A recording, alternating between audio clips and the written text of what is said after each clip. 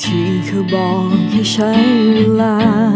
อย่าให้รู้ฉันใช้มันนานทุกวินาทีตั้งแต่เธอไป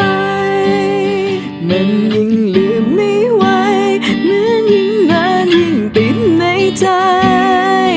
แม้เธอจะเดินไปไกลแค่ไหนแต่ฉันยังไม่ไปไหน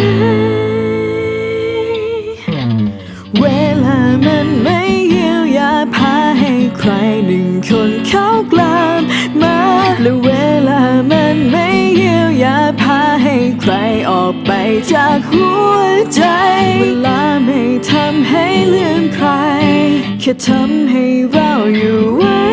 คนเดียวแต่ความคิดถึงในหัวใจนานแค่ไหนก็ยัง